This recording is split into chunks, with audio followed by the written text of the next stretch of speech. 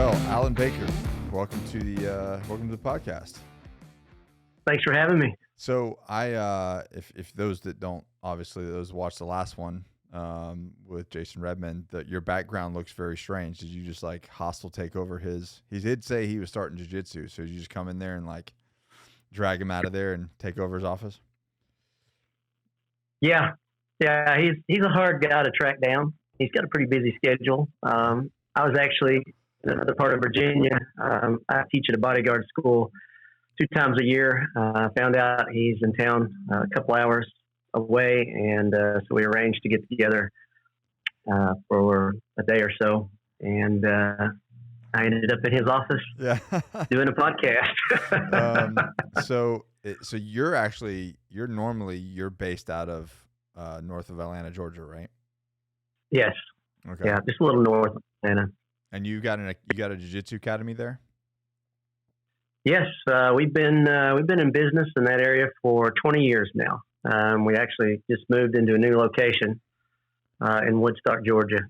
What's the name of the academy? The Atlanta Martial Arts Center. Atlanta Martial Arts Center. We'll have to come through and do. I don't know if you've been seeing. We just launched a series called Let's Roll. So we travel around and we visit different studios and get a little lesson, get some good food, hang out, do a podcast. That's awesome. Yeah. So I have to come over there. It's just me traveling around getting beat up. It's a hard life with my friends. So 20 years, that means you've been at this game for a minute. Probably it was 42 years in April this year. 42 years, like doing martial arts? Yes. Yeah. I fell in love with it at a very young age, obviously, and have been a martial arts junkie ever since. So how old are you? 52. 52. So, dang, man, I want to be like you when I'm 52. Damn. Compliment. So what did you start with? Talk a little to me about your journey. Well, I was a rowdy kid, ADHD. Mom got a letter from the school, and they were like, "We can't handle this kid. You're going to have to medicate him." And Mom wasn't a big fan of that idea. Back then, they were throwing that stuff out there back then, that fast. Oh yeah. Thank God she said no.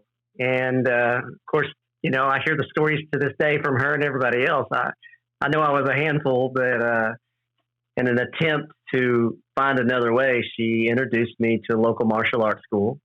Remember it to this day. It was taught out of a local bomb shelter at a community college. All right. And the teacher had 2 sons, and my first night, he put them both on me, and they beat me to death, and I loved it. Here I am allowed to do what I want to do in this class, and I got in trouble at school to do this stuff anywhere else. So I was immediately sold. Yeah, there's a lesson there. What was the first martial arts? What was the school's focus? First one was Ishinru. Okay. Ishinru karate. Okay. How long did you do that for? Oh man, I probably did it for a couple of years. I got involved with every martial arts school in that little town. They had Burmese Bondo, Taekwondo, various other things. And I would mow yards and do things around the neighborhood to make extra money so that I could go to do more of this thing I found. And when I got a real job, I blew all my money on it. I don't have any money now because that's all I spend it on.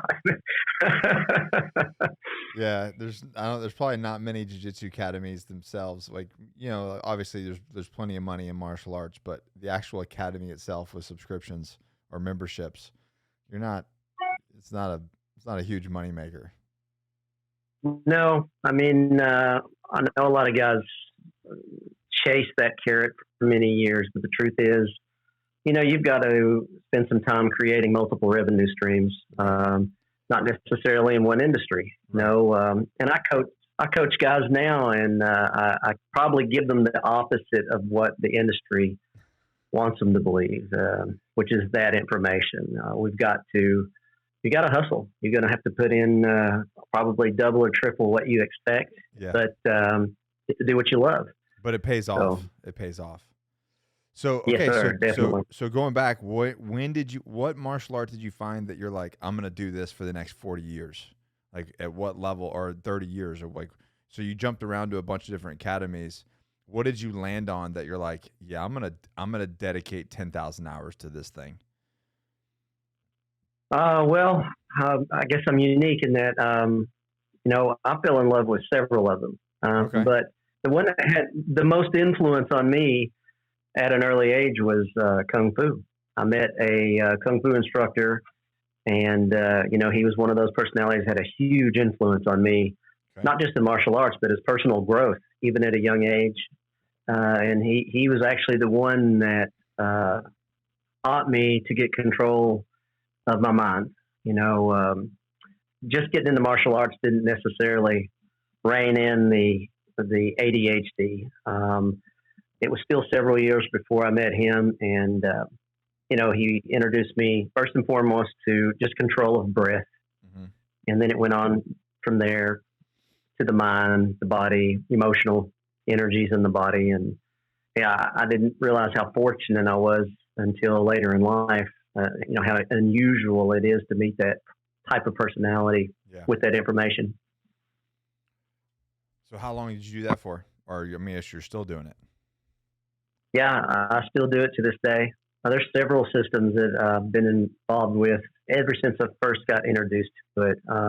Filipino martial arts, Jeet Kune Do, obviously Brazilian Jiu-Jitsu, combat submission wrestling, which is Eric Paulson. He's mostly known for no-gi, but I've been friends and a student of his for 30-something years now. So I love it. So obviously, you're probably a black belt in multiple of these different disciplines. Is that correct? Yes. So which ones? Oh wow, Wing Chun, Kung Fu, Brazilian Jiu-Jitsu. CSW doesn't really have a belt. Mm-hmm. You have coach levels, but I guess the equivalent would be the idea of a black belt. Okay. Burmese Bondo, Muay Thai. We could safely say all I've done in my life is martial arts.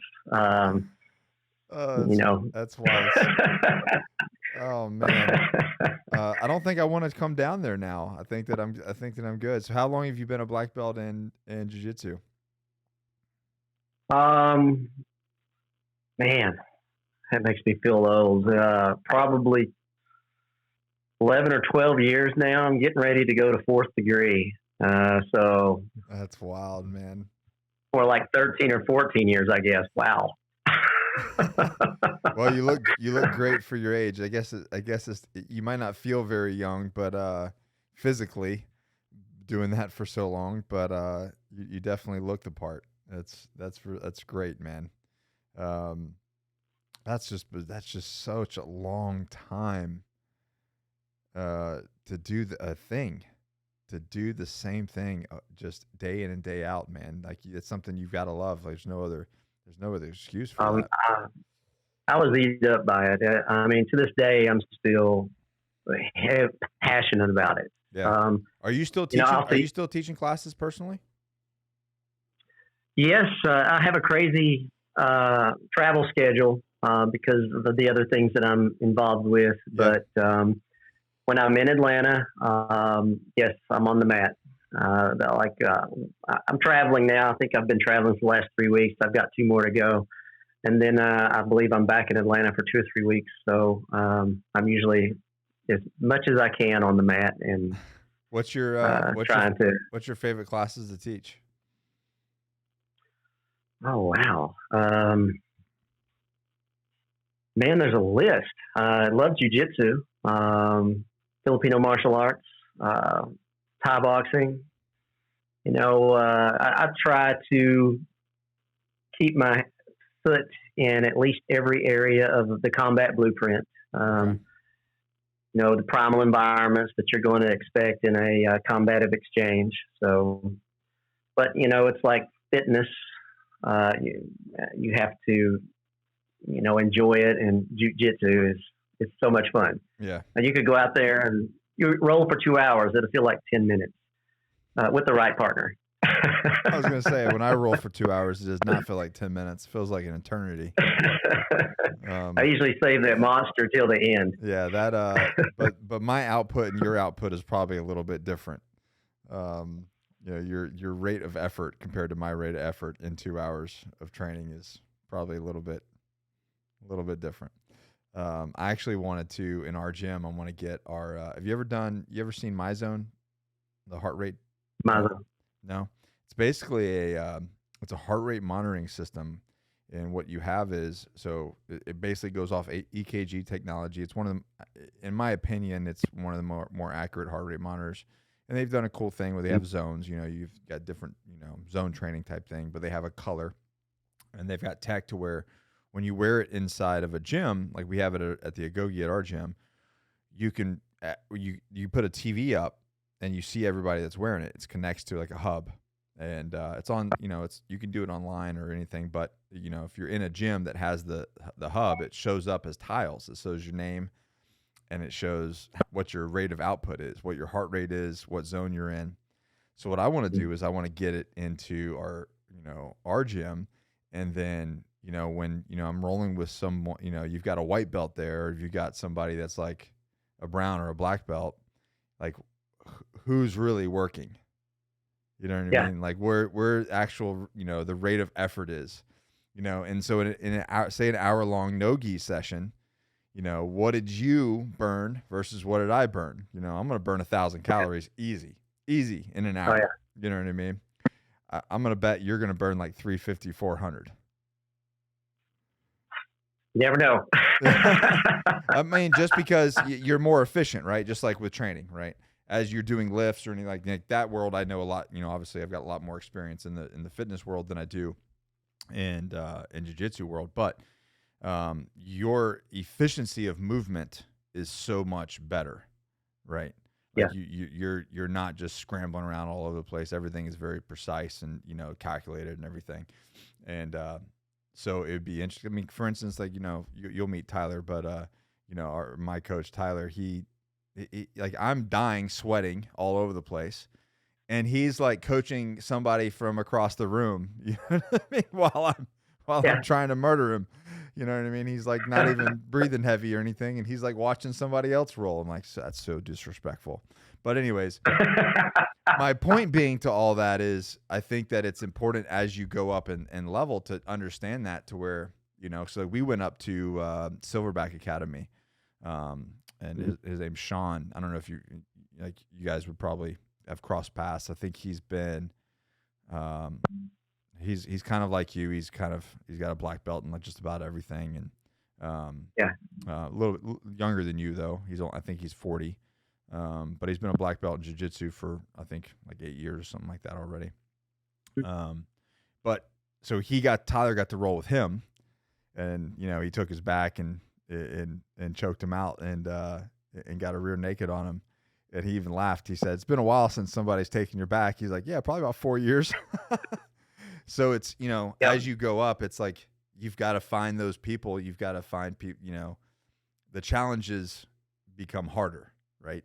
Like everything in life, right? As you grow and become a more well-rounded individual, more educated individual, you have to, better physically fit, smarter.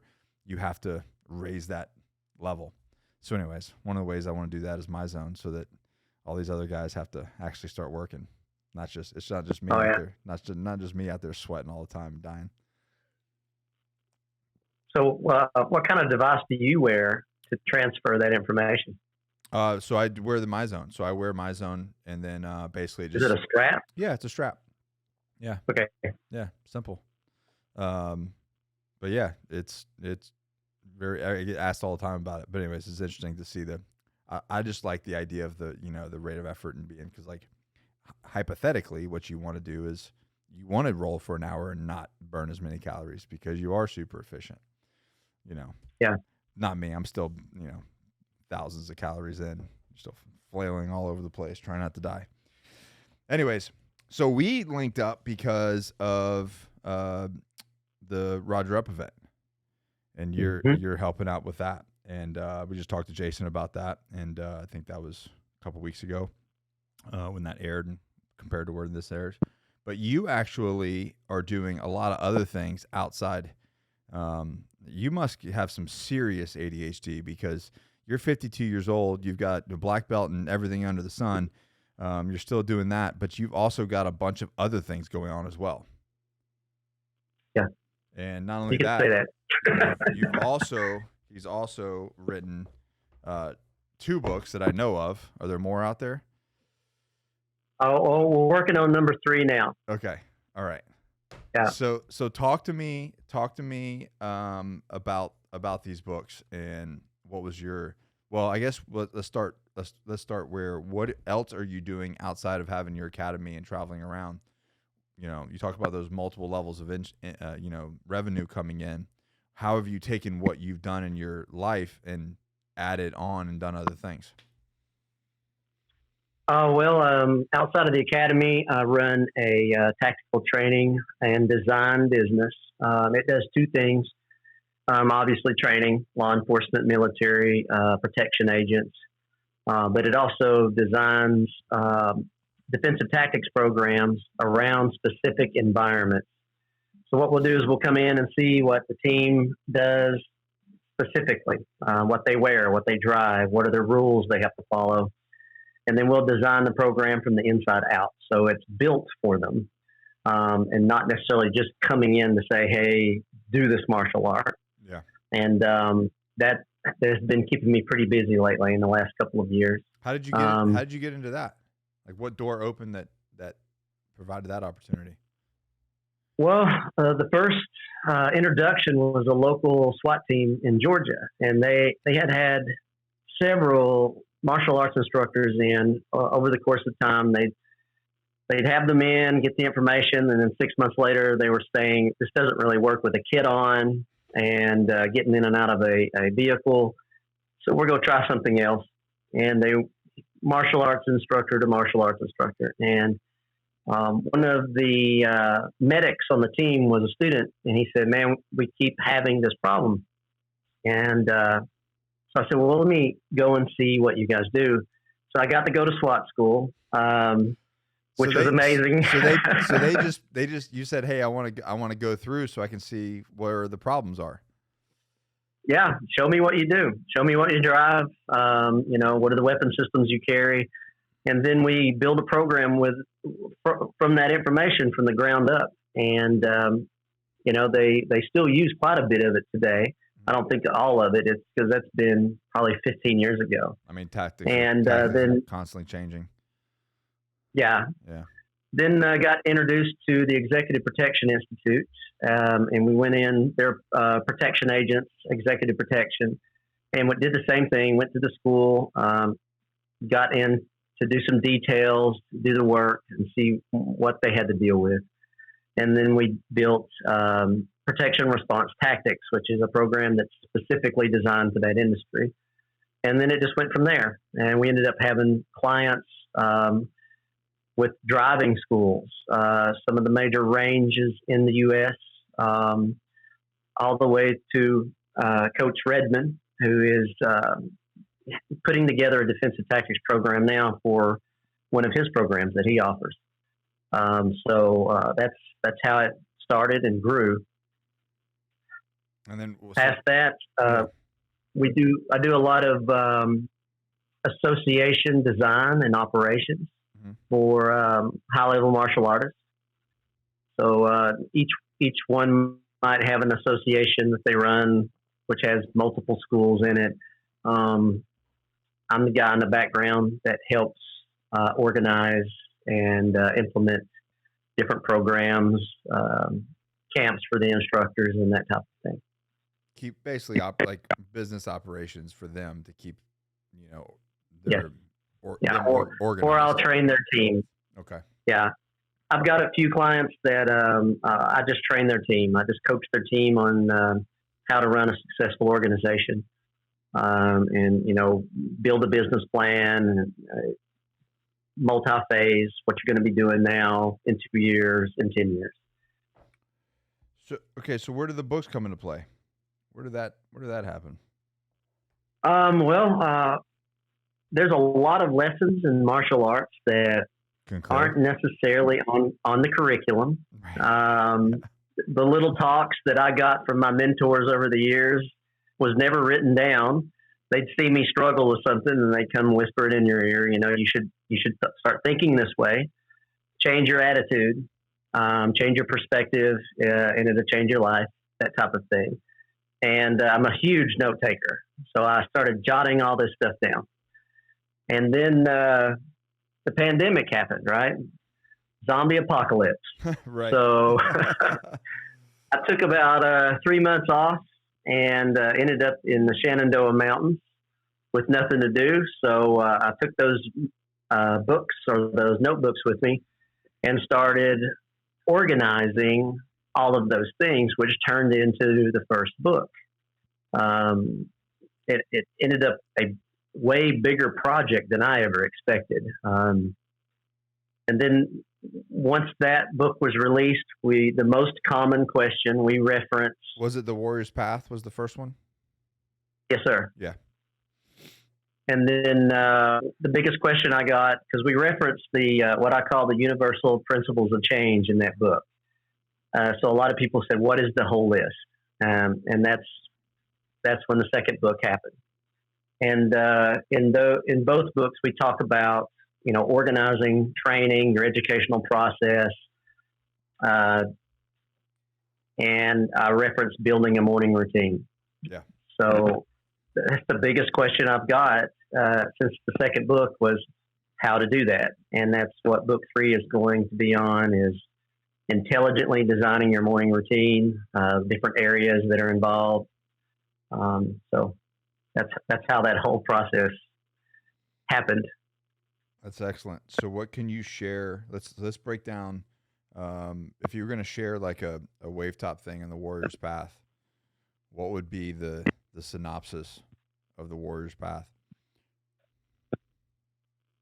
Oh, wow. I think one of the biggest things that I've heard come back from the people that have read it is the perspective on failure.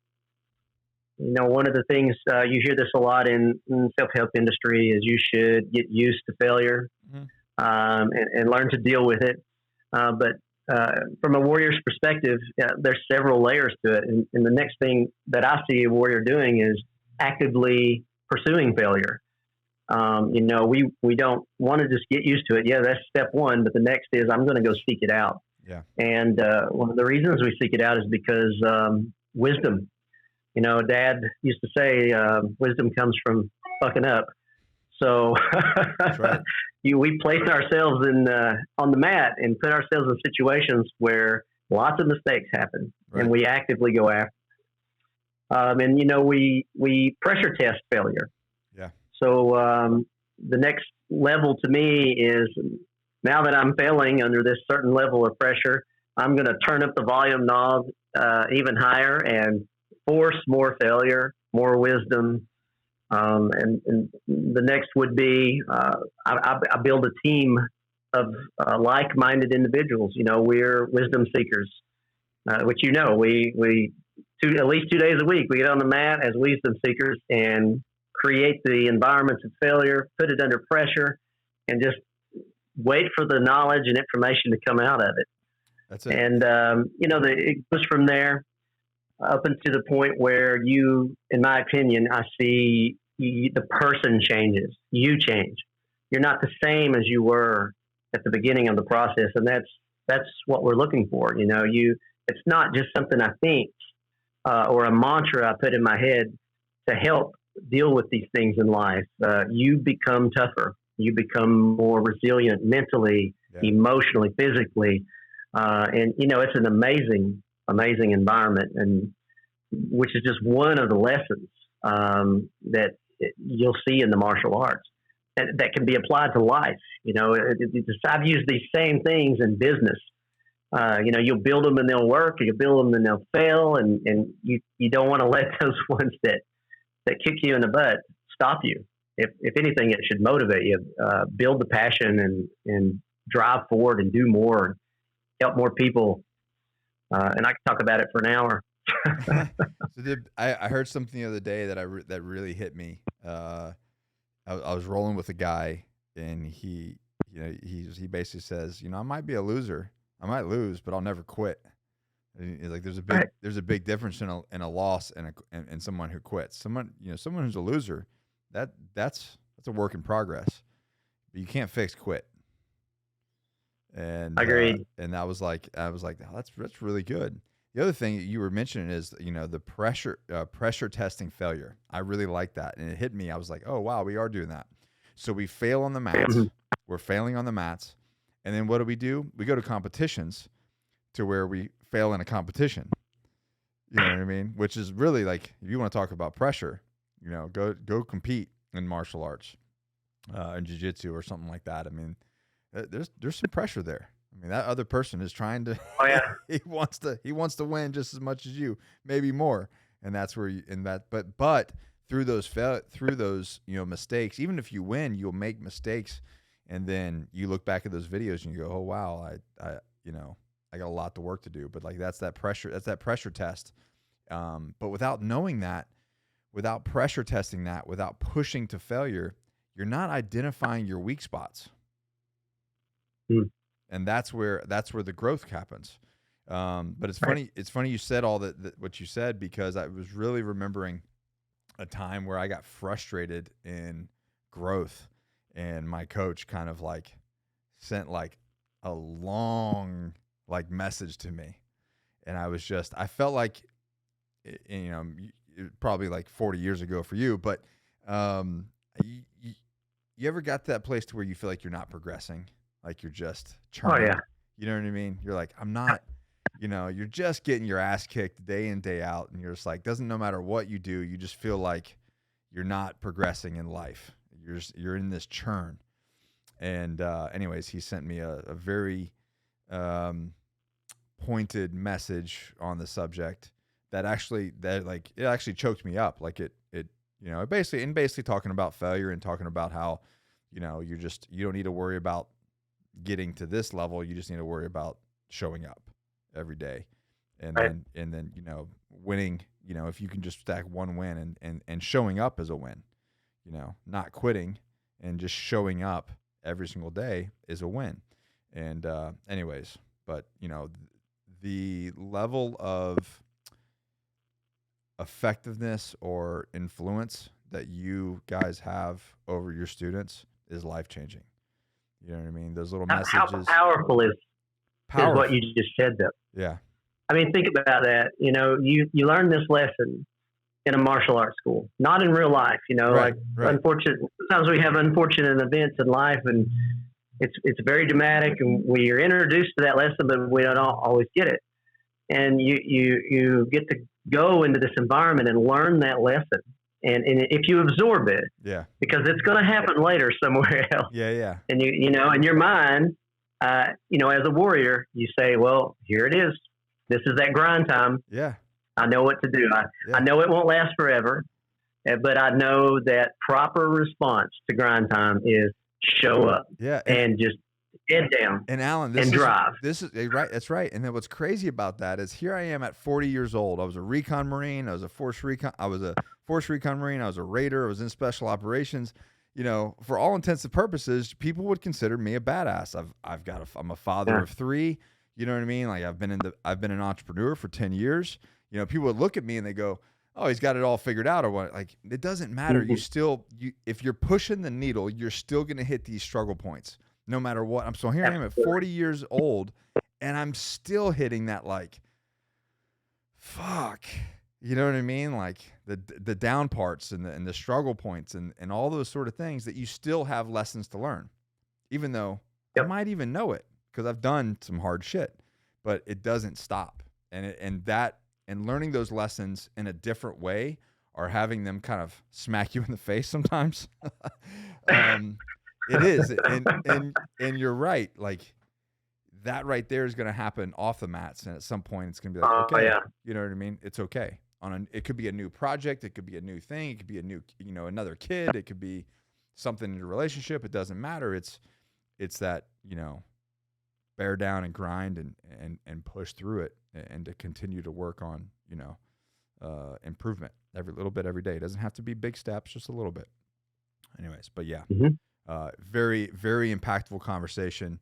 I don't even know if he knows it was an impactful conversation, but like you said, when you first started, like, doing Kung Fu and all these little things that people started mentioning you, and you started taking down notes, those little tidbits, they might not seem like a lot, but over a period of time and, those little things, they make a difference in somebody, you know what I mean? Even though if it's, and I've done it, I've said things to people through the internet or through on person, and, they'll come back for it. I just happened to do an event this past weekend, and somebody said, "You told me this thing 4 years ago, and it completely changed my life." I'm like, shit, I don't even remember. I was like, tell me what I said, but those little impacts that you can have in people's lives, man, they just, that little seed could grow into like a beautiful tree, and you don't even, so I guess don't underestimate the impact that we have on other people, right? Especially as leaders and mentors. True. Yeah. So, yeah, okay. That kind of reminds you how important it is to hold yourself, in the right way as a leader. And it doesn't matter what's going on, even when you think no one's looking, somebody's looking. I mean, yeah. So one of the biggest ways of influence is by example.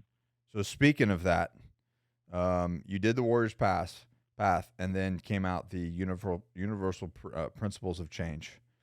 So give me the process there, or the listeners, I guess you say. Like I said, the biggest question was, what is the list of universal principles? I use these principles teaching martial arts. If I'm coaching, personal coaching, or even business, they tend to come up. One of them is simplicity is mastery, and keep it simple, stupid. But it's also a life filter. If I'm struggling with something, I'll put it through the filter. Am I simplifying this? And if not, how can it be simplified? How can it be brought down to that masterful level of simplification? Yeah. Because everything that evolves should simplify in some way. Generally, in the beginning, it seems bigger, but if it's intelligently put together, if it is a good educational process, it'll start to simplify and become part of you. Another one might be a term I use is system as a source. I see this a lot in martial arts. Is if you solely focus on a single art, you can become systemized, and this can happen in anything, not just martial arts. And, right. You're learning a system that someone else created that worked for them, and systems are great sources of knowledge and information, but until I figure out what works for me, my body type, with my skills and talents, once I have that list, then I want to systemize it. I want to find ways to ingrain it into my nervous system.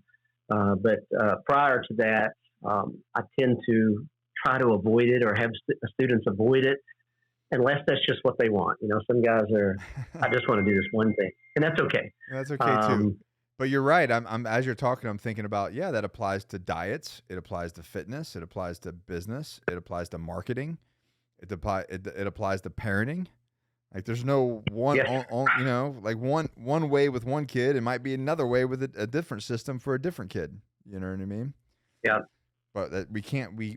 You're right. We can't allow ourselves to get tied down to one particular way of doing things, and a lot of that happens as we age. Right? We get, So that's something that you've probably done really well, or I guess had to, is adopt change as you age. Right?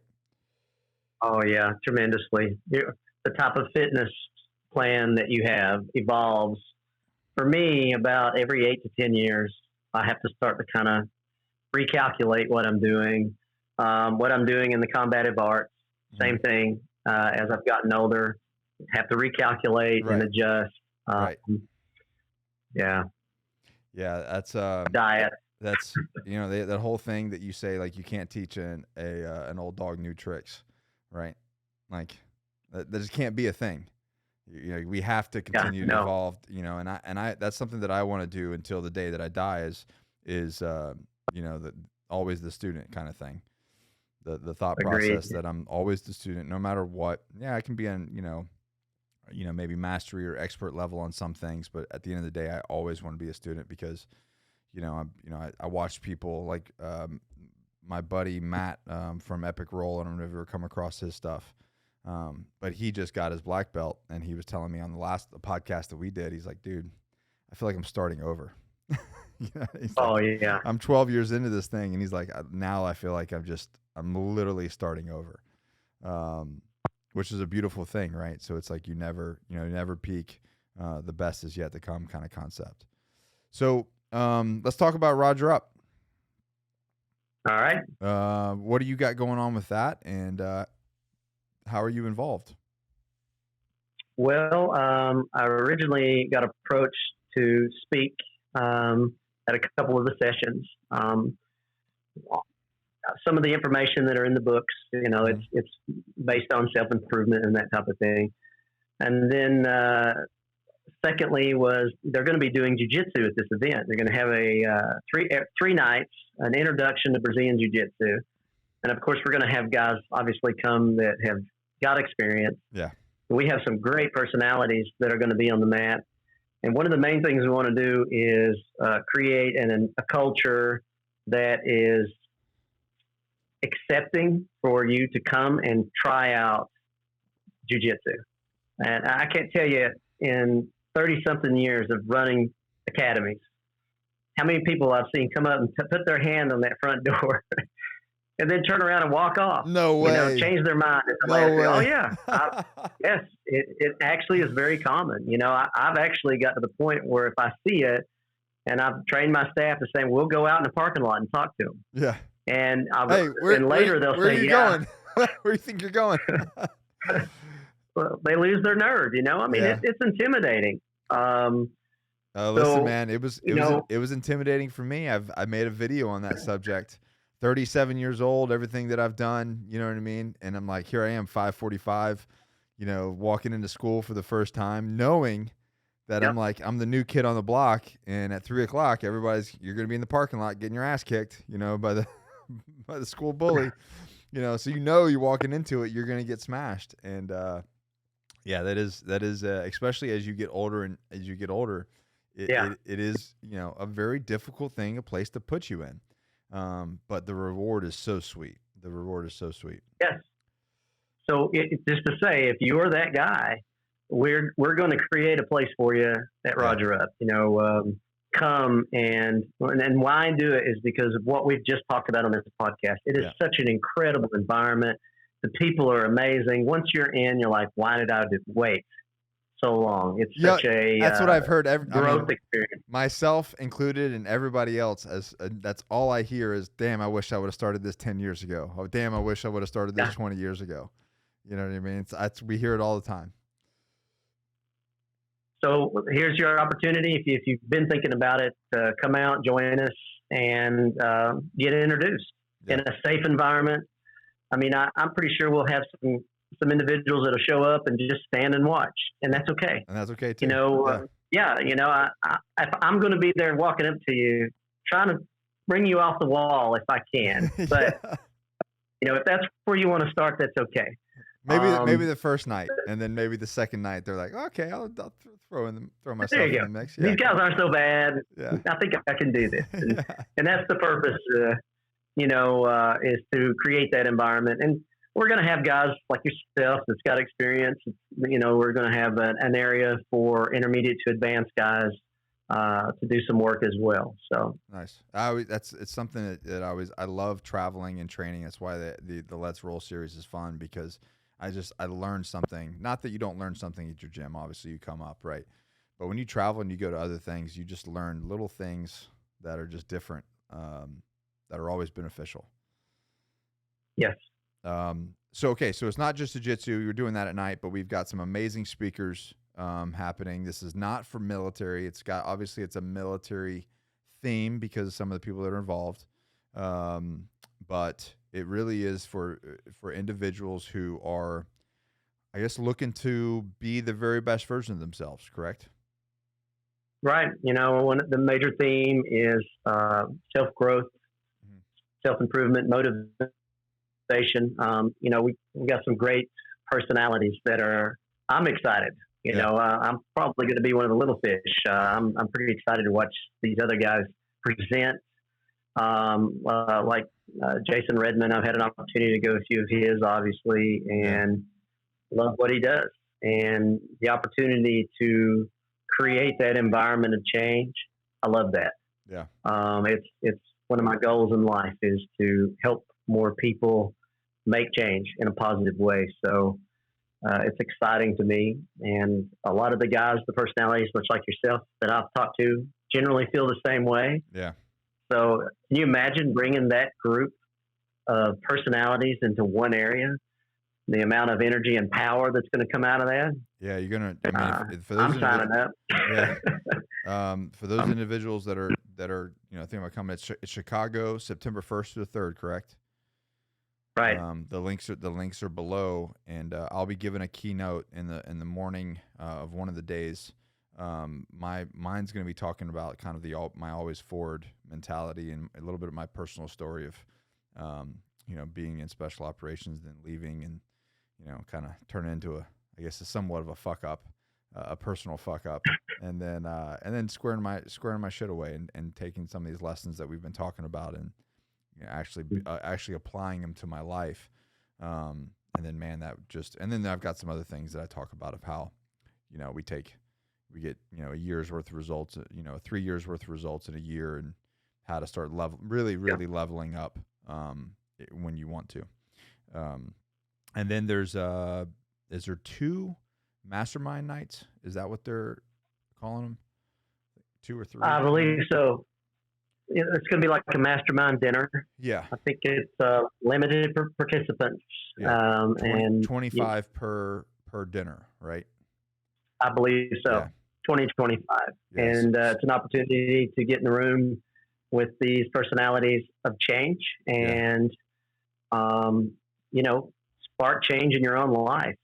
Gather that information and wisdom that's available and make a difference. Yeah, I'm hosting one of the dinners, so there's 25 slots to hang out with me. We'll do I got some fun stuff planned. We'll get some people out of their comfort zones and have some fun. And then there's a lot of amazing speakers, man. We have a whole 3-day packed of just, bring your notebooks and lean in. I'll tell you that. Because agreed. Yeah, it's damn near impossible to leave that conference without lighting a fire in your belly and wanting to go, crush life, because that's gonna fuel you for a year at a minimum, if not change your life, completely. And plus, you get to try, if you haven't tried jiu-jitsu, you get to try jiu-jitsu. I'm not looking forward to rolling with this guy by any means. That's gonna sound like it's gonna be miserable. But I am going to do it nonetheless. All right. So is it, from my own personal knowledge, is it gi or no gi those nights? I think it's going to be start as gi, but I'm pretty sure that the gis will come off at some point and they'll be playing both. Okay. That'll be fun. I'm down. I think they're going to divide the mat up after the first night, according to who we have. Okay. And, so you can kind of choose what level you want to work at. No, that's perfect. That's perfect. Well, I'm happy to help there too. You can send me down with the kids, and I can help the kids out. I'll be down there with the kids. Other than that, man, what else? What else do you want to pass? Where's your books at? Where can we get your books? Amazon? Yeah, they're both on Amazon. Just enter in the titles, and it should come up pretty easy. Okay. You can find more information on me at Sifu, SIFU, AlanBaker.com. Okay. We'll put all that in the show notes. We'll put the books in the show notes. We'll put the Roger Up event link, so you can, because that's open. You can sign up for that now, and then we will go from there, man. Any last words? Thanks for having me. I'm looking forward to meeting you in Chicago. Yeah, and listening to that presentation. We are picking your brain in between sessions too. Yeah. We might have to link up in Atlanta, but prior to, because you're only 6 hours away from me. So if you're actually, come on down, man. If you're there, we can ride down, do film an episode, and then come on back. Easy day. Sure. Consider it a second home. Actually, you know what? Screw 6 hours. That's a flight. That's one flight. I'd be there in 40 minutes. I'm doing that. All right. Yeah, we'll book. You know, we average about 6 to 8 black belts in class. Sounds so much fun, Alan. Yeah, you know, and they're good guys. They're good guys. I trained them right, so they're not. They have volume knobs. Yeah, of course. Sounds like a blast. I want 100% volume at all times, all the time. All right. All right, we'll put that in the works, man. That would be fun. All right, man. Well, everything is below. You guys, if you as always, if you got something, screenshot this podcast, share it on social media, tag Alan, tag myself, and we'll make sure it gets shared out there. Other than that, you guys know the deal. Always forward, and we'll see you guys on the next episode.